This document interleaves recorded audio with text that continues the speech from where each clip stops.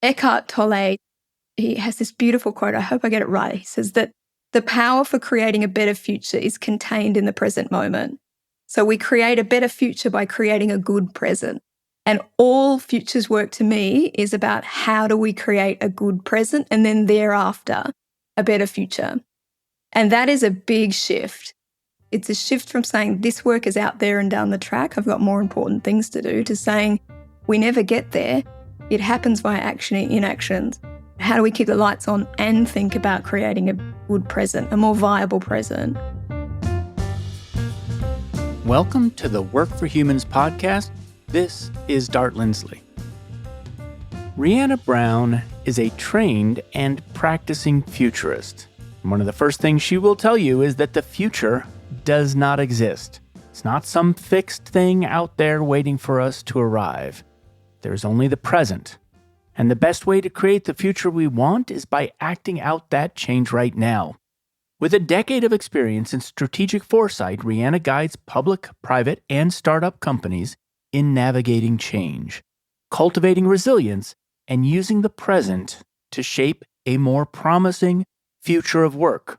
Reanna is a trained futurist, former professional cricketer, and the founder of Work Futures, a global consultancy firm specializing in strategic foresight.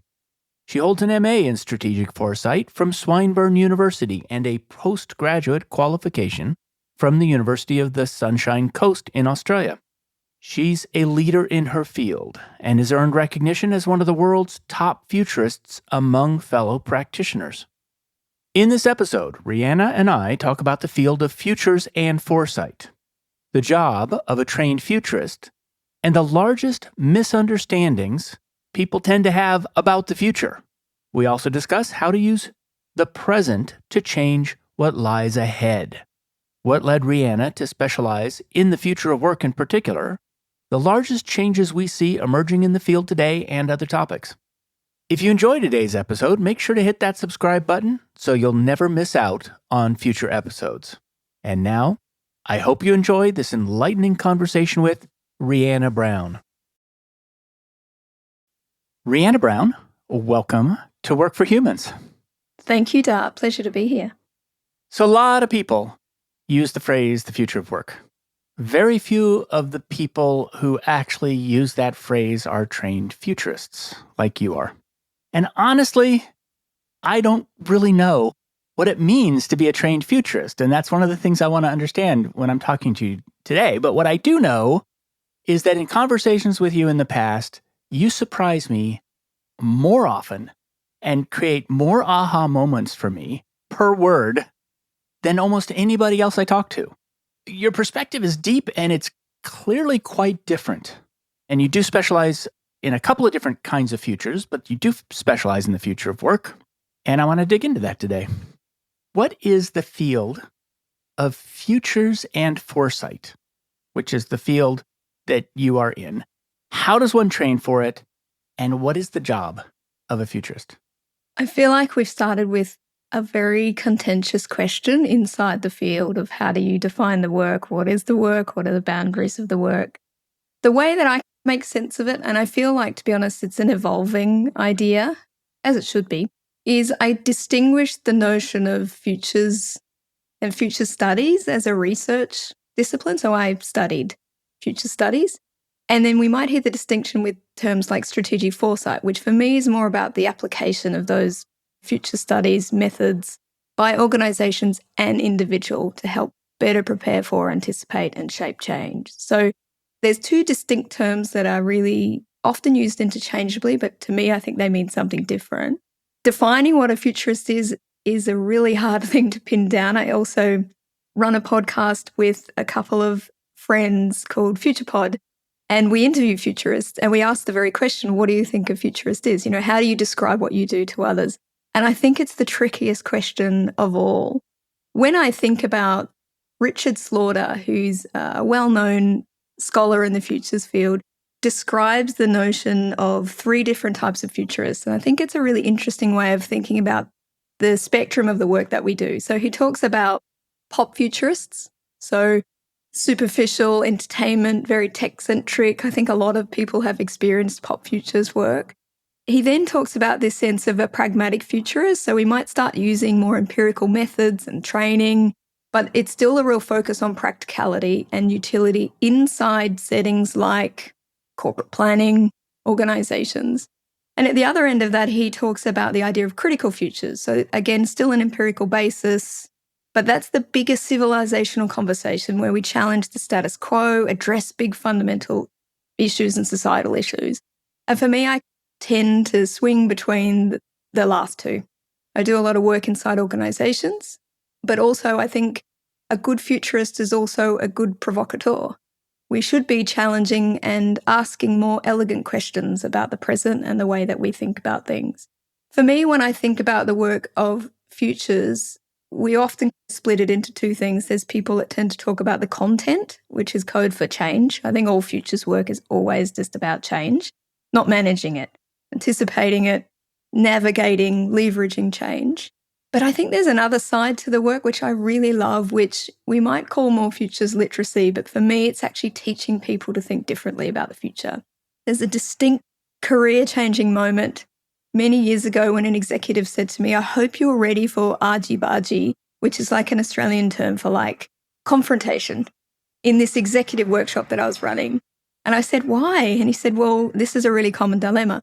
The head of finance is more likely to say, we can't change anything, we need to keep the lights on, we can't do anything differently. And we'll hear also from the head of strategy that says, if we don't change, there will be no lights to keep on. And for me, that was a distinct moment to say that my work, although I do a lot of work around trends and signals and change, it's less about the content and trying to influence through an evidence base of what's changing, because I just think people don't really do anything different. I think the acupuncture point is more upstream and say, first we have to blow open how we think about the future.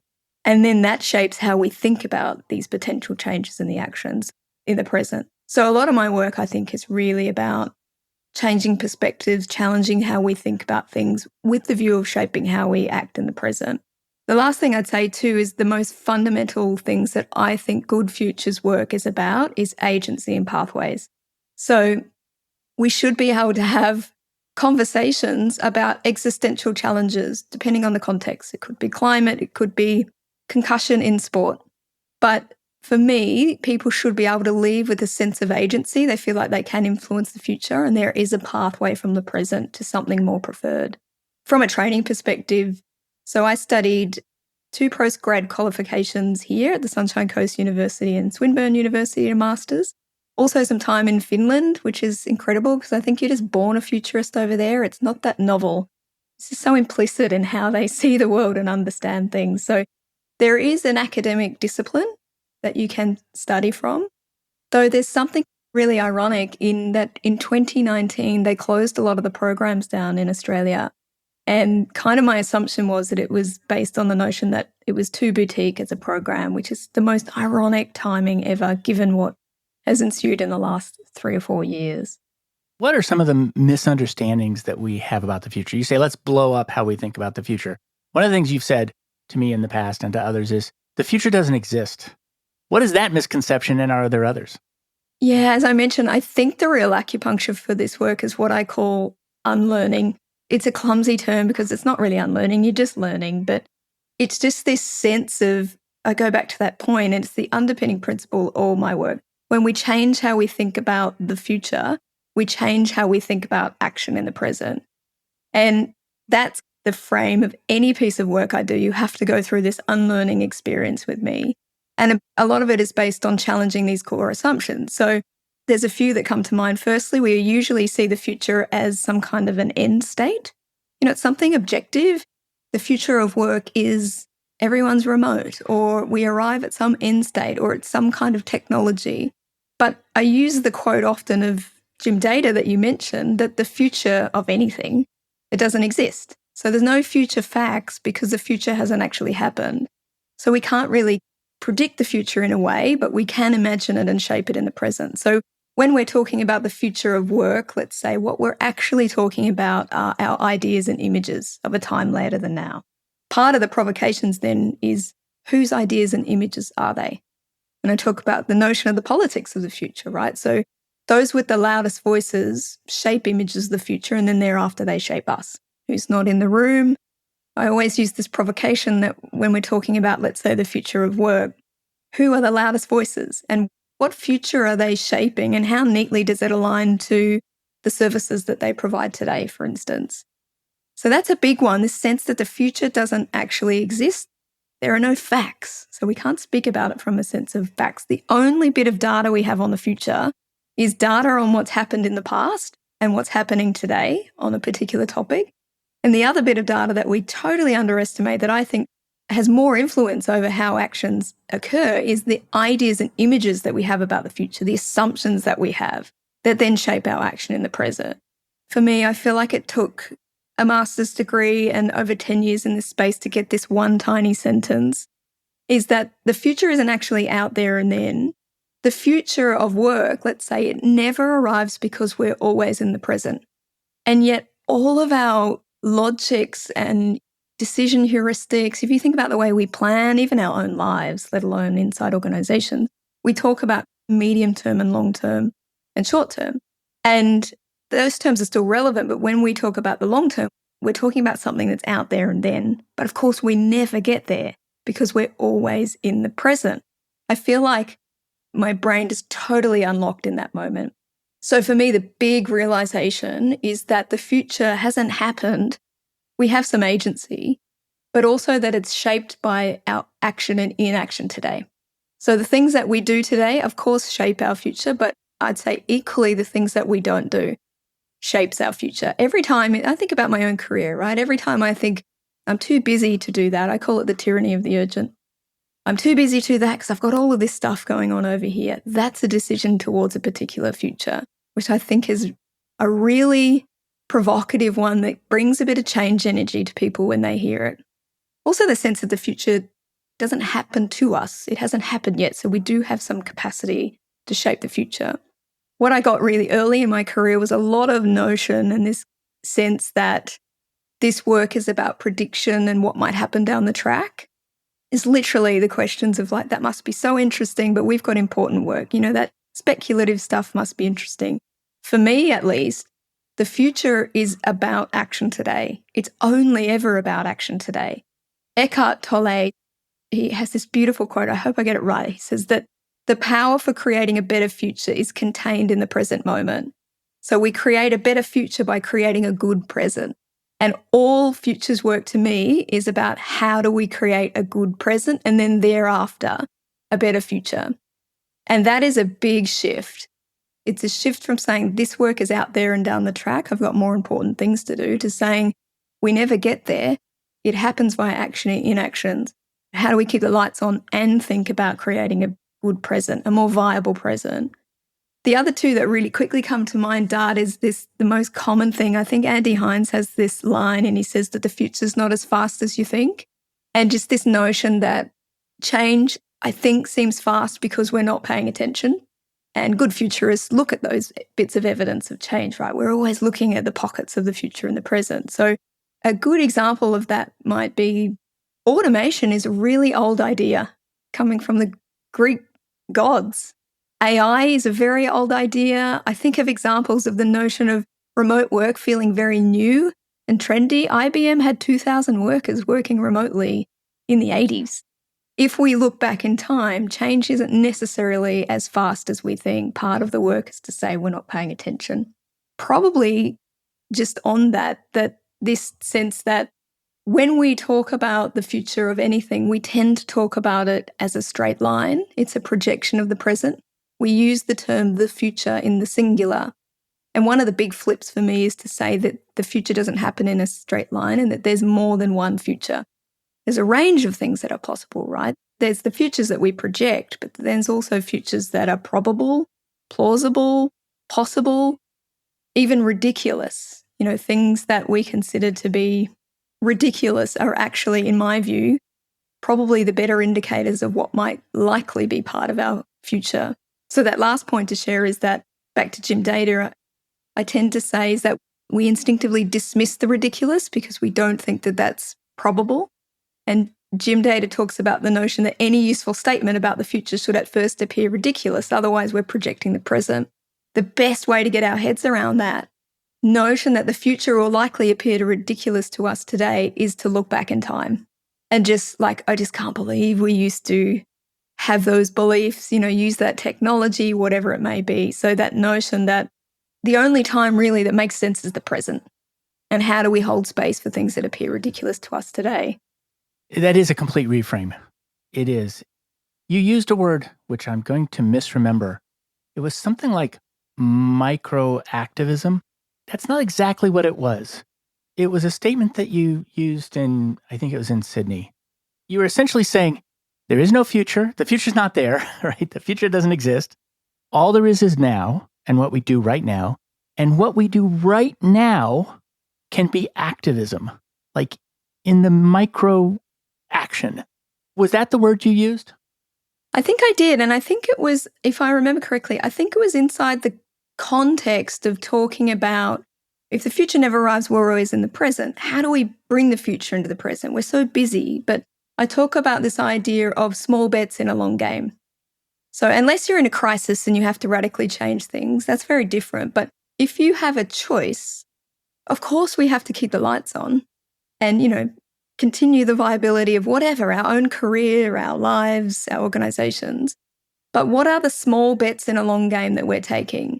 How are we looking to the changing environment around us and saying, if I'm thinking about work, how am I looking at the changing environment of work, whether that's technology, whether that's shifts in social attitudes, a whole bunch of other things. And what are the small bets I can make in the present? What's one thing I can do come Monday? That's another one of my bents as a futurist. And I have a background in org design and workforce strategy and development. And I got really interested in the futures space. I used to find it really interesting, but never important. And I just thought that the action space, what we do come Monday, is actually the most powerful part of futures thinking. How do we tie threads from that's interesting to that's important? How can I actually do a thing? And I use that analogy of thinking about a plane on a trajectory that changes by 1 degree.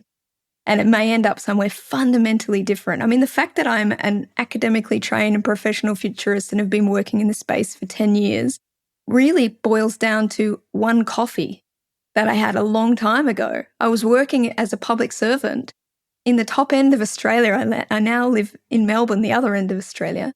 And a futurist came along by the name of Steve Tye, and he gave a presentation over breakfast. And I said, that's really interesting. Do you have time while you're here to have coffee? And he did. And for me, that was the small bet. And then the small bet that leads into a different position to make very different decisions. He then let me know that you can study this. And I said, well, maybe I'll look into the study. And you can kind of see, right, how that trajectory changed over time. I think I used the term microactivism in the context of small bets when we were talking about gender equality. And through that conversation of there are a lot of women in the room, I was saying, what are you doing right now in terms of the micro actions of where you choose to work, how you speak to your children, a whole bunch of things. What are the small things that you're doing right now to shape a future that you want to be a part of? Because we're all inhabitants in these futures. We talk about particularly the future of work as if we're not going to inhabit it. It's like, what do we want? Because we're going to be living in these futures. So let's actually have that conversation. I find that very empowering. I could bring the future into right now immediately just by knowing what I want the future to be. Recently, I interviewed Meg Wheatley, and she said some things about the future that really challenged me and made me feel pretty bad, honestly, which is, first of all, she's a very deep systems thinker. She's got a background in the sciences, and she sees civilization as a system, and she sees that system as having rules for how it progresses. And this is based upon the work of Tainter and Ophel and Lord, somebody who I can't remember their name, who basically have looked at a lot of civilizations that have risen and fallen and said there's a pattern and there's a duration. What's your perspective on that way of looking at what might be? Personally, I love Meg Wheatley. She was such a big influence on my career. I think I mentioned that one of my favorite bosses early on, like 20 years ago, maybe longer in my career, put a Meg Wheatley book on my desk and said, read that. I've really followed her work over time, and it's been interesting to watch her navigate the future as she moves through the future, in the sense, and how that's shifted her perspectives. I go back to that notion that how we think about the future shapes how we act in the present. And there is a sense, there's this really infamous game, if you like, based on Fred Pollack's work, created by a very good friend and mentor of mine, Peter Haywood. And he gets you to orient to the way that you think about the future. Are you optimistic? Do you think that people can influence things? Or I'm optimistic but think it's up to bigger forces? Or I'm pessimistic but we can still act? Or I'm pessimistic and think there's no hope, we cannot act? And it's a really simple, of course, it's a simple heuristic, but a useful one, and it helps us give a sense of an orientation and how that orientation shapes how we act in the present. And I give this example because I ask everyone in the room all of the time, who puts their hands up, and watching how people orient differently, the sense of agency that they have over the future or otherwise. And I'm interested in that because I think about my own journey. So I probably started high agency, high hope. Then when I studied my master's degree many years ago, I moved what we call to the bottom left of the Pollack matrix. No sense of hope, no sense of agency. I don't think we can do anything because it was like existential dread. And for me, I could also see why a lot of my very good friends and mentors have some spiritual practice to kind of even out the work. But that became a very static space and a really unhelpful space for me to orient from. It's almost the space of depression in a way, to be honest. I'm definitely not suggesting that's Meg's perspective, but I just use this orientation as a really interesting way of thinking about how we act. So I've probably moved further because it became such a depressive state for me and I lost agency and became apathetic. I've probably very intentionally moved further to the bottom right, pessimism, but with a sense of agency. And it comes back to that notion of hope, not optimism, not blind optimism. So I think what Meg is sensing is some of these existential crises and challenges. And that's kind of what tipped me into the bottom left, right? And I don't disagree with her in many of her observations. I think we're really ignoring critical tipping points, whether it's climate, whether it's health, whether it's democracy, whatever it may be. But in my own personal view, I needed a sense of agency. So I can still feel pessimistic about things, but I still need to act with some sense of intentional hope. And I find that really interesting because that's a personal perspective, but this also plays out collectively. So I use this example of there was a study of 12,000 young people, and I'm really concerned about this as a futurist. And it was like 56 or 60% of them said that they felt the future was doomed, mostly around climate inaction. So we'd say that they're bottom left on this matrix, right? And for me, that is a scary space. What happens when young people feel apathetic, no hope, no agency, no pathways? For me, I just don't think anything useful can come from that from just a human thriving perspective. So we can do both. Both things can be true, right? We can reckon with the realities that are around us, but still act intentionally with some sense of hope, even when we feel hopelessness. One of the things, sometimes there's the wish at the bottom of the stair where you said, I wished I'd asked Meg this question. If you look at the work of somebody, for instance, like Steven Pinker and his book Enlightenment Now, in which he shows that on almost every measure of human thriving, the trend is up. Less violence, longer lives, better health during our lives, more education, more democracy, and obviously not equally spread out, but in aggregate, moving toward a better direction. His argument is, it's always gone up in the past, basically. I think it's going to keep going up. How's that for a way of reasoning? For me, it comes down to how we individually perceive the world, because you could really easily build an evidence base that's counter to that. I feel like it's the wrong dilemma to solve, in a way. It's more about how do we actually reckon with the realities of what's in front of us. Because when we spend time debating my perception and experience of the world, and if I perceive it to be better or worse, we're kind of moving away from, but what are we actually doing regardless, based on where we're at right now, to what I call more of a directionality. It's less about what's this specific perfect end state that we want to get to, but a shared sense of what would we want to see more of and less of when we're talking about the future of work? I might want to see a lot less precarity and exploitation. I might want to see dignity and good quality jobs. I'm obsessed with job design being a critical enabler of a good future of work that we all want to be a part of. And where does that cross over and how can we get around that? So again, that's back to my natural instinct for some kind of action orientation, to act with some hope, but also reckon with the reality of what is around us. Yeah. When I look at Pinker's work, one of the things I get out of it is, yes, there's been an enormous amount of progress on almost every timescale. It's been largely made by people who were very unhappy with the present and wanted to make it better and did so in the present. And so looking at those graphs that Pinker gives can give you the opposite of pessimism, which is, no, everything's going to be okay and I don't have to do anything. And that is sort of the opposite end from pessimism, which is there's nothing I can do that it can help. And so both of them may be unagentic. Yeah, I could really see both extremes in a way. I just go back to the question, though, of what's helping us shape a good present and whether we argue of whether the present is better than it used to be or not. Is that a useful dilemma to spend our energy in solving? And my sense would be, no, we are where we are because that's where we are. So what does that mean for what we need to do to create a good present now? So let's start talking about work. The groundwork we just laid was super important, which is now, as we talk about work, there's going to be examples of thinking about the future the way we were just talking about. So why do you study the future of work? Most futurists that I know, we're kind of generalists in a way, right? We're experts in the thinking and the methods, but we can apply that in a whole variety of settings because any decision that you make at all in your life in an organization has an orientation and a consequence in the future. So you'd argue that futures work is kind of relevant in any setting.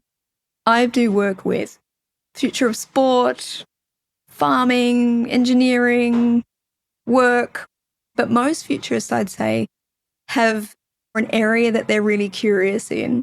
And for me, it's always been work and workers, and I very intentionally elevate the future of workers because when we only elevate the future of work, we tend to talk about things through a very structural lens. It's objective, it's about the technologies, it's about the structure of work, it's about where we work, whatever it may be. When we elevate the future of workers in that conversation, we elevate the human.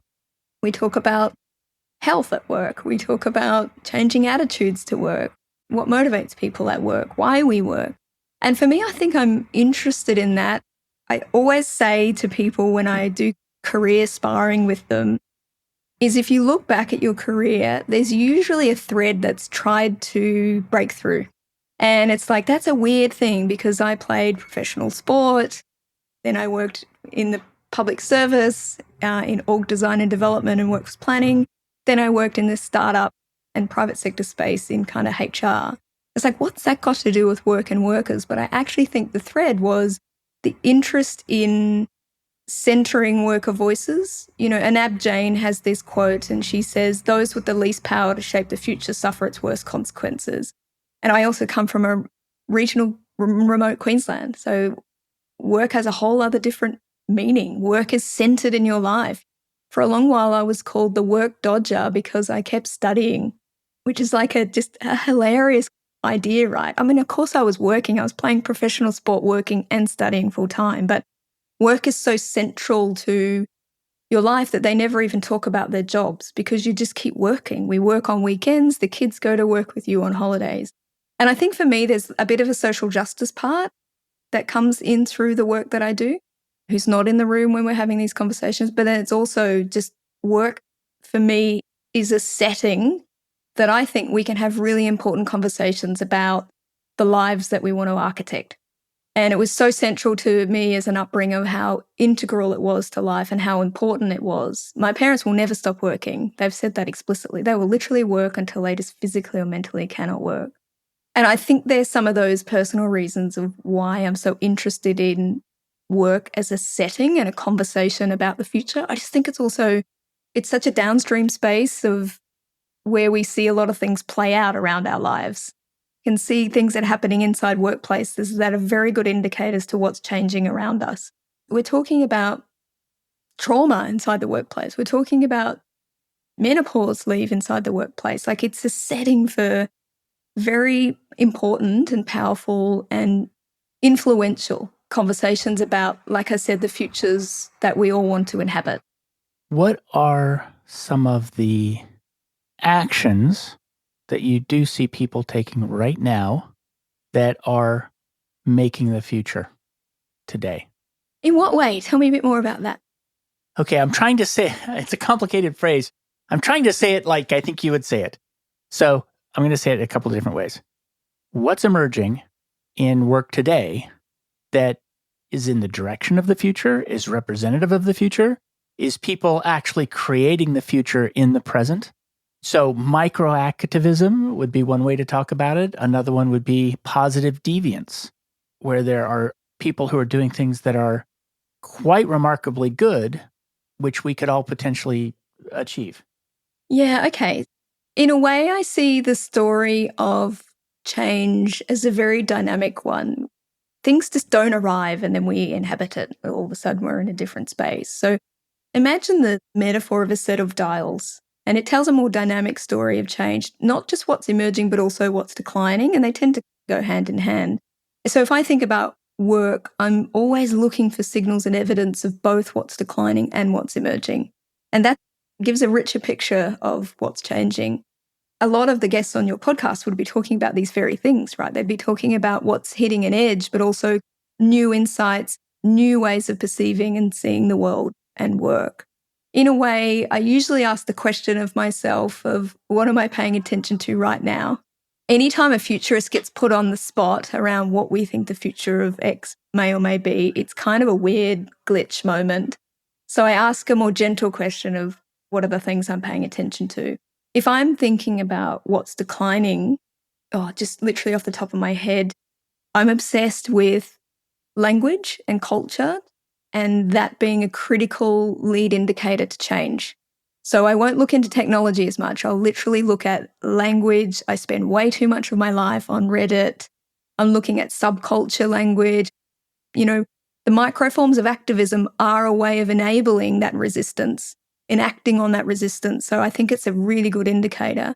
Then I look and see, in this instance, when I'm thinking about work, what are the dissidents saying, or what are young people talking about when they're talking about work? I get this strong sense, and it's a generalization, but that the jig is up in a way, the old notion of, and the priorities and the motivations are no longer there.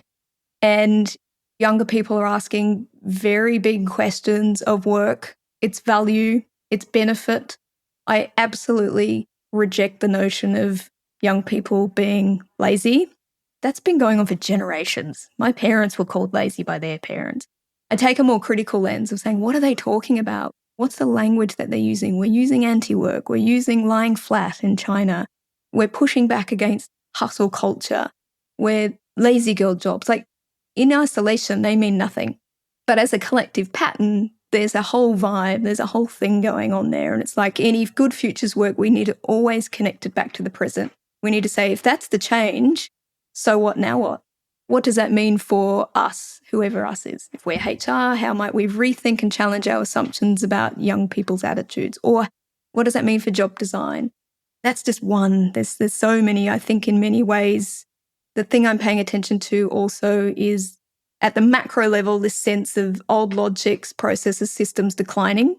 New ideas, logics, process, systems, visions emerging, but hasn't fully manifest. So I feel like we're in this messy middle, right, of whose way is the right way, the pull back to the offices versus no, we want to think about work fundamentally differently. That in-between space, Zia Sada characterizes as the 3 Cs. So that messy middle is complex, no right answer. It's like, I don't know. What's the right answer for you and your organization? It's a bit chaotic and it's contradictory. So it might be like, we're asking leaders to do this, but we're doing this. It's like, yeah, contradiction is just an implicit part of this. If I think about work, this in-between space. So as some things are decreasing, other things are emerging. The thing that's front of mind for me, and you could ask me this in 3 months and it'll be something different, but both, I guess, the idea of it's a provocation of work becoming a public health issue.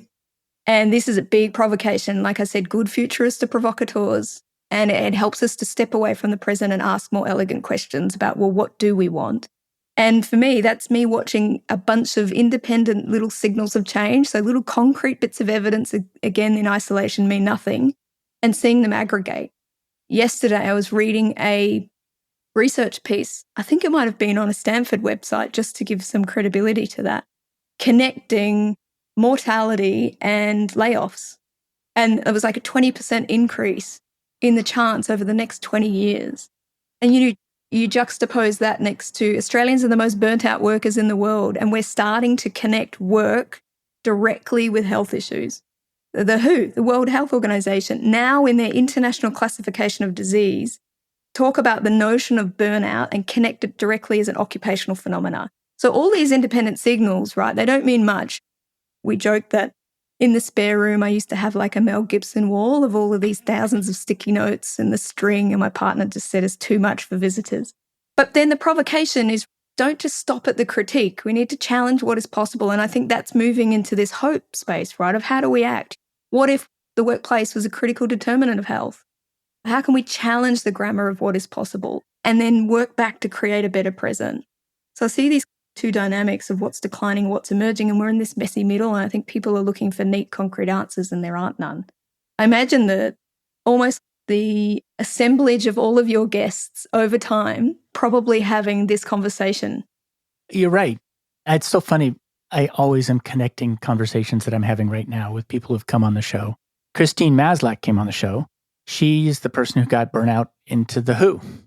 And I have also heard someplace along the way that, and I think it was in Australia, that a company was sued for mental harm to somebody who worked there and won. Or the company was sued and lost. The person who sued them won. And so once you start seeing instances like that, it starts to look like, so work is the new smoking. Powerful provocation. That reminded me, of a signal of, I think it was a French company a few years ago where the CEO actually went to jail as the result of suicide from an employee inside the organization. And that's interesting, Dart, for a few reasons. Part of my job is looking for patterns, not to map reality because we can't do that, but literally look for indicators of change and say, what does that aggregate in terms of an overall pattern? What you've kind of shared there is really interesting because it moves from something on the fringe, like a radical organization says blah, or all these weird, tenuous links to work and public health, to a legislative conversation. That means we're swinging really into the mainstream. So recently in Australia, we've just passed, I think, a piece of legislation around the idea of the right to disconnect. You have a legal right to not be contacted after hours of work. I don't know the specific implication of that. That's an old idea. They had that in France years ago. But again, in isolation, it doesn't really mean much. We might ignore it. But if we look at it as a whole bunch of indicators, both of protecting workers' health and space, but also the implications of technology, we start to see a very different present. Again, it's not about what might happen. It's about what is happening today. That's the only bit of data we have, what's happened in the past, and then connected to what are those images of what is possible. And I think one of my jobs is to challenge the range of thinkable futures that people have about what is possible. And I'll give you a really basic example of that. I do a lot of work with sport, which I love because I used to play sport. So it's a cool thing to go back and talk about sport. I played cricket for many years and worked in that space as well. And in Australian culture, like work, sport is the real setting for social change and public health intervention. And what's going on in sport is a very good barometer of where we're at with things. And I give this example. So women's football, AFL football, so Australian rules football, is kind of emerging here and it's growing and it's really, really exciting. And for me, we've had a long conversation about maybe it'll be good when we get some decent crowds. And I sit back and say to them, how we think about the future now. So if I think 20 plus years ago when I was in sport and I was saying there's no way this could be professional, how that constrains what is possible in people's minds and then thereafter shapes actions took 20 years to fundamentally change those things. But also what I remind them of, so part of it was what is possible? What is the future that we actually want? Not what we're projecting today and don't borrow it from men's sport. What is a future that is possible here? How can we expand our range of thinkable futures? Not only by looking at what's emerging, but also looking back. So as futurists, a good futurist is a good historian. We're taught to go back as much as we are. Not that necessarily change will be straight line, but in many ways, if I did a quick search to say AFL women's football, the big assumption is that it's slowly progressing and improving. In 1929, there was a crowd of 45,000 people that watched two pajama factory workers, of women workers, play at the Adelaide Oval. So part of it is, how do I expand the range of what people think is possible, because that shapes and constrains thereafter how they act at the present. A part of what you did in that story was you looked for a positive deviant, not in the present, but in history, which is, it is possible, and it's not the future. It's been the past, so it can be the present. It opens up the range for what is possible. The only time that makes sense is the present.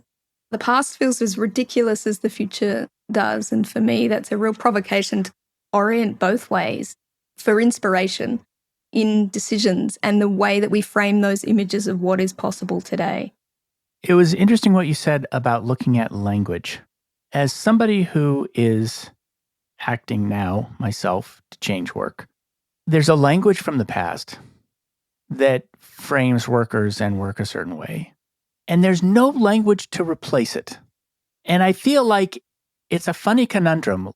Do we have to change the words? Like, is that an activist thing to do? And does it help? I always wonder whether or not changing the words helps if we're not changing the mental models or something deeper. Oh, that's such a good provocation. In a way, I mean, ideally, yes, both. I'm a huge believer in the power of metaphor. And a brilliant mentor of mine, Sahel Iniatullah, when I first got into the space, I found his work very powerful because he works a lot in myth and metaphor and how that shapes, again, what we perceive to be possible in the present. And how sometimes I think Dart, even the metaphor, can implicitly reorient the mindset or the mental model that sits behind that. Our brains just do these amazing things when we can talk about a shift in a metaphor. When I think about an example that Sahel used to share in terms of how reclaiming language and understanding things through the lens of a metaphor can be very powerful in shaping action and what's possible. He gives the example, and I think it was a research study, and they had two groups, and it was about crime in a society. And they had two different titles to the study. One along the lines of crime as a beast, one along the lines of crime as a virus. And they asked people to read the same data, and they said, think about the types of interventions that you might consider. And of course, the crime as a beast, we read it through that idea. And so interventions were very punitive. You know, it was about quite reactive punishment. The crime as a virus asked people to think about interventions, implicitly asked them to think about interventions through a more connected perspective, a system. So interventions then started to shift towards community engagement, mental health, a whole bunch of other ways. And the only shift was thinking implicitly about how those two metaphors shifted. And for me, I think part of it is how we powerfully use metaphors to shape different stories about the future and what is possible. And you might also say language as part of that in the same vein. In a way, some of it might even be reclaiming language. When I first started this work, I never referred to myself as a futurist. There's a whole background conversation about that. And then part of the provocation someone was saying is you need to reclaim that. And then how you present is indicative of what a futurist is, and you need to put that position out to the world. I thought that was a really interesting frame. But back to that notion of language and metaphor, for me, I think it's some of the most powerful, even at a personal level, the most reorienting moment in my career was talking about a process of thinking about my current state as a metaphor and then thinking about a desired state. And the state at the time was that I can't remember the language, it was like outside the arena. looking in. It's easy to critique. It's an easy to be perfect and critical outside the arena. And the shift was to say, what gets you inside or at the edge of the arena? What are the actions? And just implicitly, my body knew the suite of pathways that I needed to follow. It was small experiments, starting to partner with people, going and watching things early on of how other people did it, find a mentor that you really admire, a whole bunch of those things. So I couldn't agree more with the notion of language and metaphors shaping what we see as possible, but also reorienting how we act in the present. What proportion of the future of workers is in the hands of the workers? So what you just said right there is you told a story where you realized you're outside the stadium, you're outside the arena, and you said, okay, I'm going to find a path in. And so you changed your work by making it so with small steps. And because of the way you talk about the future of workers as being something that is micro, it's a micro activism. Is it so micro that only individuals can do it? Oh, what a good question. I mean, it's kind of unearthing a bit of a theory of change in a way of saying, well, how would change happen from a perspective of a worker? I guess my starting point is to say, over the years, we know just factually that we've seen solidarity movements deteriorate. We've seen unions decline, a whole bunch of things. All the reasons that we used to come together and congregate and be able to share our experiences have really dissipated across a lot of Western countries, particularly here in Australia, but also elsewhere. And part of it for me is thinking inside my little sphere of influence, what are the small things that I can do? I have no interest in being a union representative or going down that side at all. In fact, I think some of that is losing a lot of relevance for workers, and young people are setting up their own configurations of worker solidarity. I'm really interested in that. But in a way, I guess it's a theory of change and a tipping point, right? Does an accumulation of individual action contribute, aggregate to a tipping point? I see signals in the present where I think it's a bit of and both, right? I don't know. It's a bit chicken and egg of does the individual action then shape the collective or vice versa? I'm not sure. But what I can see is Australians are striking at the fastest rate in history. Teachers are striking, childcare workers are striking. There's a term called employee activism. It's happening inside of organizations. My favorite weird thing to do is to get on Reddit and people will screenshot things from the CEO's message. I'm not advocating this, but it is interesting viewing. It's its own form of kind of micro-activism, and there's shared collectively in these underground communities. So to answer your question, I'm not sure, but I am seeing patterns where these things go from a weak signal to a broader pattern that's starting to play out and normalize in society. And if we're thinking about workers' involvement and advocacy in shaping the direction of work, I think I'm starting to see a tipping point, things push to the right. A really practical example, not work, but to show how that individual signal can turn into a significant movement is to think about Greta Thunberg, non-work related. At one point, she was just a kid that sat outside of school, and that meant absolutely nothing in terms of a global shift of young people's attitudes. It was just a kid sitting outside the school. This is a perfect example of you start looking at a very weak signal and how it shifts. Then it was like, okay, there's a bunch of kids around her. Then it was like, hey, there's a lot of kids doing this. Now it's like there's kids in Victoria with their parents going on a Friday to do this. And it's tipping into a mass movement and a shift from the perspective of young people. That's a good example of how small changes can shift into how they get there. I don't really know. I just watch the changes and notice when the change changes. One of the really big movements right now in work, and I just became a lot more educated in it because I just interviewed Bart Houlihan, who is the founder of B-Lab, which is the certification body for public benefit corporations, which actually recognize employees legally as a stakeholder as opposed to simply shareholders being the only stakeholder. And first of all, I was very impressed that there are thousands of companies that are taking essentially an activist role, and it's an activist role in opposition to how other companies are run.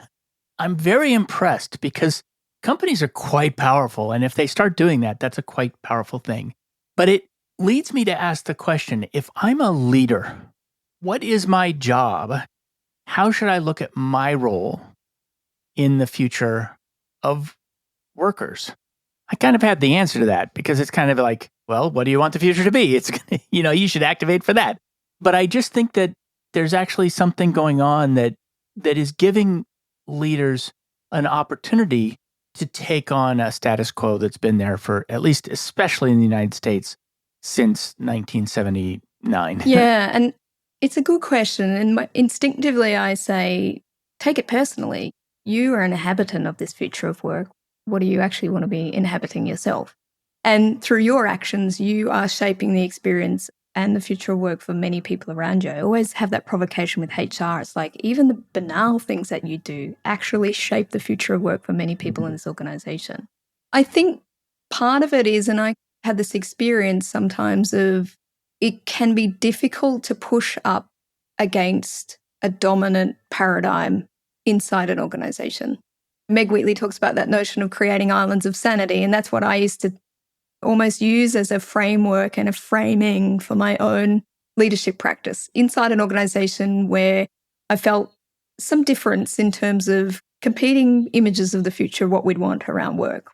There's that in-between time, old ways kind of bumping into new ways, and we might see pockets of people experimenting with that in an organization, but it might not be fully manifest. So not everyone can work over in these other spaces. We do have to navigate the system as it is. And we have competing images of the future. And that's a tension. What one leader wants or one organization or, the CEO wants may be different. And I feel like some of those tensions are starting to manifest. I feel like the organizations that are transcending this are actually having more participatory conversations about the future of work. Like you mentioned, the shift from shareholder to stakeholder and the role of workers in that. In a way, I think we have to take it personally as leaders. What is the future of work that you're perpetuating? How are you creating a good present? And sometimes that's in your own microactivism. Can you do that inside the organization that you're in now? We all have different change thresholds too. Some people can't leave the current environment that they're in for a whole variety of reasons. So part of it is, how do I navigate that and what are my tipping points? And for me, that notion of islands of sanity was one way of navigating that. Well, maybe I don't feel like I have a lot of agency to have significant influence over the organization, but I can create a space and an experience of work for the people around me that is aligned to the future of work that I want to be part of, where people are safe and cared for, like basic human tenets of just, and we know that people do good work when they're inside of that. So I guess the long answer was that. The short answer is, sometimes we're inside a space where there's resistance and we have to try and find small ways of creating agency and pathways. Sometimes we need to make a decision of, is this where we want to spend our time? Are we pushing against a system or a belief that doesn't align with me? That has health consequences too when we sit in that space for too long. So it's a good question. It does. And this is one of the things I've learned. I used to say it one way, and now I say it another way. The way I used to say it is, as someone who is a worker, the dominant paradigm will not pay you to overturn it. The dominant paradigm will not pay you to subvert it. But what I realized is it's subtler than that. The dominant paradigm will pay you a lot of money to support it. And as long as we take the money without recognizing what system we're supporting, we will be creating the future that we're paid to create. And I'm one of the people who was paid to create a kind of work that I now don't believe in. I have a house and my kids went through college, and I did that with taking the money. But I will tell you that in the middle, I did not know. It took me a decade of working in the model to say, wait a second, this is constantly going against my values and causing me moral injury. And that the logic that underlied the decisions I was making was entirely internally consistent. And so I could follow the logic and it would take me back to, oh no, this is what my job is to do this. And it wasn't until I stepped out of the local paradigm far enough that I could see, oh, I'm in something. So that was a long story, but it's this thing, which is that the dominant paradigm will pay you a lot to support it. Yeah. And some of us, there's a luxury of choice of being able to say, sometimes I want to sit outside of that. Sometimes not. Sometimes people just have a strong sense of that. But you're right that there's a consequence of that. The notion of moral injury for health practitioners and doctors, particularly in Australia, I'm not sure about over there, is so high. It's like one of the most significant health issues related to work. They think that they're entering the field for a certain reason. They get inside the system and they're absolutely exhausted and not just physically kind of burnt out. It's that constant. Gabor Mate talks about it a lot, that challenge of authenticity of why am I here, but I've actually got 7 minutes to respond to this person's existential health crisis. So I keep going back to that notion of, I really think that, and again, it's complex, right? And there's corporate profits and there's power dynamics, there's all of those lenses. But this is why I fundamentally believe that work can be a setting for such a rich life and good health. And that requires some expanding what we think is possible of work. I think it's hitting a threshold in many ways. Physical, emotional, mental health is one threshold, but there's such a big opportunity where work is a setting for better futures. So I want to get to the closing questions that I always ask. You've heard me ask some of these questions, I believe. One of them is, what do you hire your job to do for you? I think it's learning and creative problem solving. I think there is a real part, and I'm not sure if this neatly answers the question, but this sense of, I don't know how it fits, Dart. You might be able to work backwards and find a way of how this fits, but I've found a space in work where I can build agency and pathways for others. And the most joyful thing I get from my work is when someone beams up to me after a session and says, I'm excited, or I have energy, or I'll give you an example of, I ran a session with grads. I'm really big on, we need to create more hopeful futures for young people.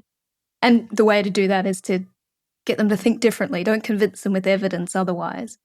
And I ran this session with grads, and it was like unlearning the future, teaching them to think differently. You've got agency, you've got pathways.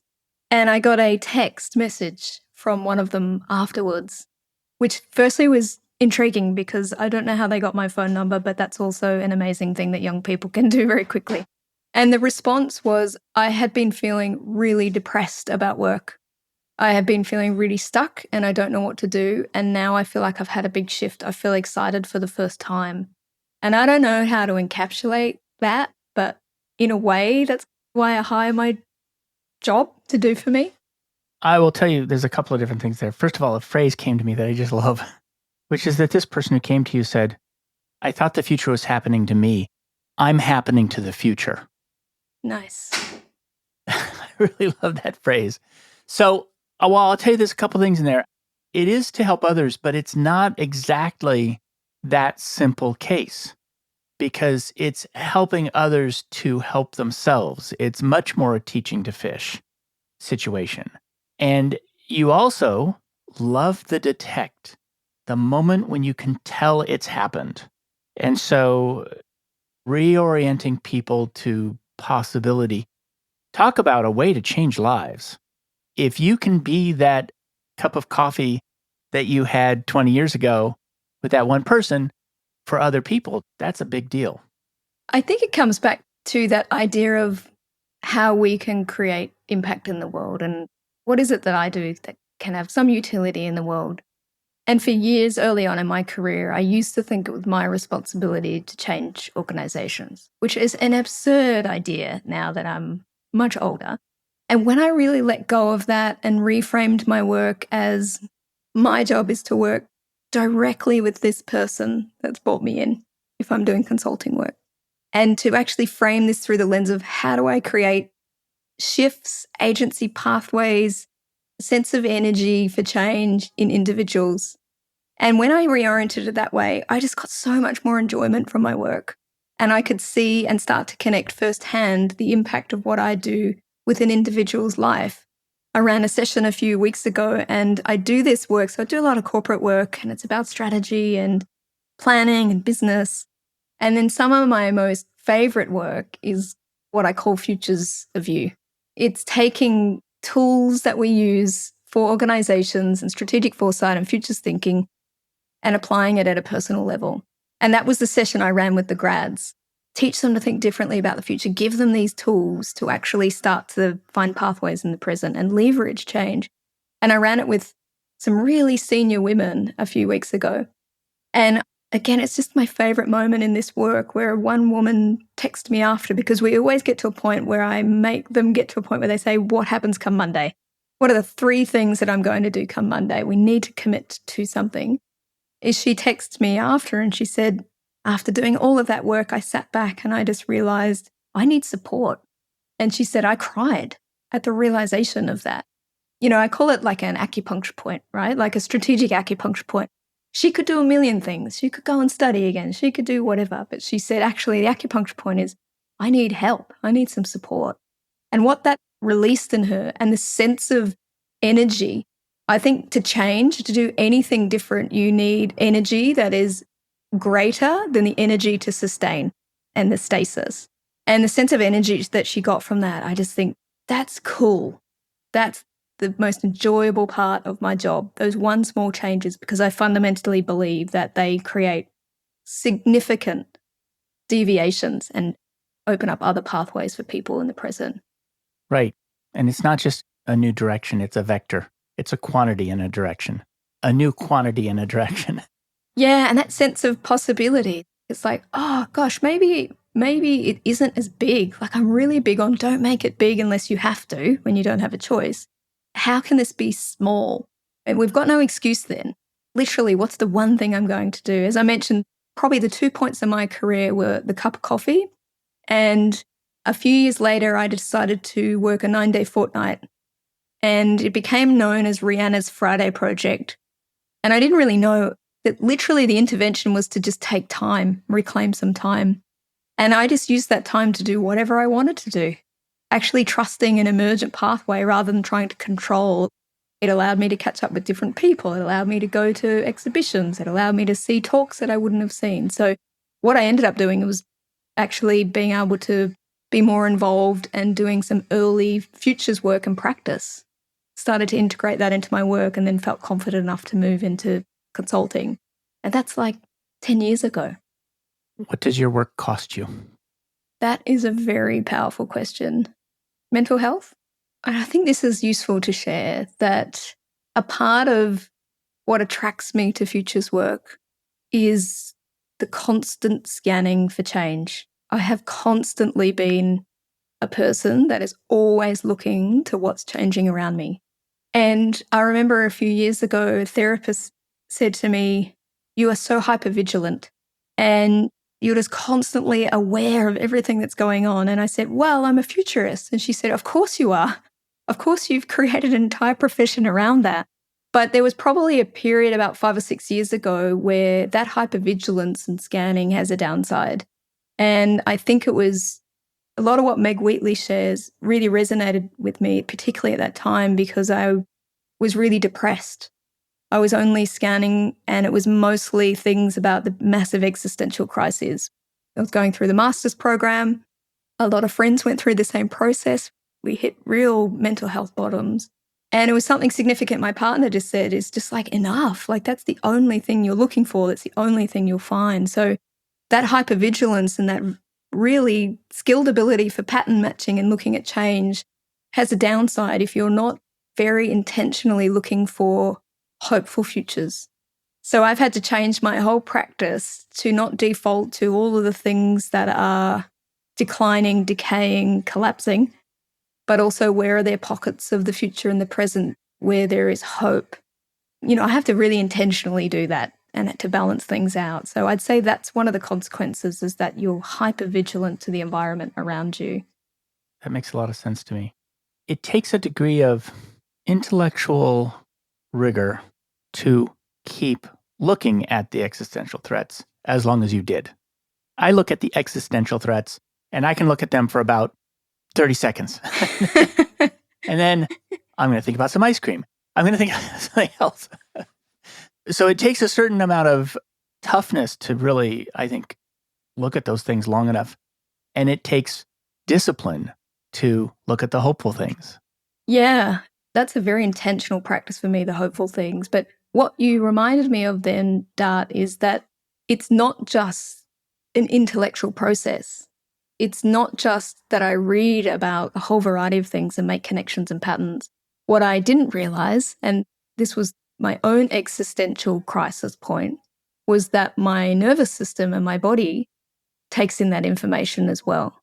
And that the more time I spent in the space of only looking for signals of collapse, the more my nervous system became very dysregulated. I think I mentioned earlier that a lot of mentors also had some kind of spiritual practice. And I found that really curious as a young futurist a long time ago. And now I can really understand why. I mean, that sense that we feel the future through our bodies, like the sense with young people of feeling depressed, lack of agency, is that I've had to be very intentional in knowing that it's not just an intellectual process. This happens, this shows up in my body. And what are the practices that I'm doing, not only to intentionally look for more hopeful futures, but to literally constantly regulate my nervous system in a way that allows me to thrive in a life.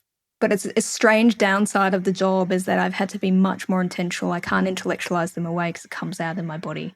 That's fascinating. Thank you very much for coming on the show today. Where can people learn more about you and your work? I'd say LinkedIn is probably the best starting point, just Reanna Browne, and also on Instagram, so futurist_Reanna, REANNA. I'm a real nerd and love geeking out, so I really encourage people, even if it's just a curious question, to contact me directly. I get a real joy out of that. I'm sure on an accumulative level, it's not necessarily the best use of my time from a business perspective, but it's the joy I get from doing this work. So please contact me directly. I really enjoyed this part of the conversation. Can you tell me more about that? Because for me, this is futures work, and that sense of building agency and pathways is what I think is one of the most powerful interventions that we can do in society at the moment. And I have a bias for obvious reasons, but I think it's one of the acupuncture points is when we change how we think about the future, we change what we think is possible in the present. And our work is to create a good present. And how can we feel hopeful and a sense of influence over that? And when we do that, our actions look very different. So that's part of my mantra, putting that out there to the world. If anyone's interested, please reach out to me directly. Thank you very much. My pleasure. Thank you, Dart. Such a joy. Thanks for joining me for another episode of Work for Humans. If you enjoyed this episode, please give us a 5-star rating wherever you listen to podcasts. And share the show with one person you think would get value from it. Believe it or not, this really helps us grow the show and reach more people who want to build the kind of work that people really want. As always, thank you to my producer, Jason Ames at Ninth Path Audio, for his insights into content and his high standard for quality. Final note, the opinions shared here are my own and not the views of Google or Cisco Systems. Thanks again for listening. See you next time.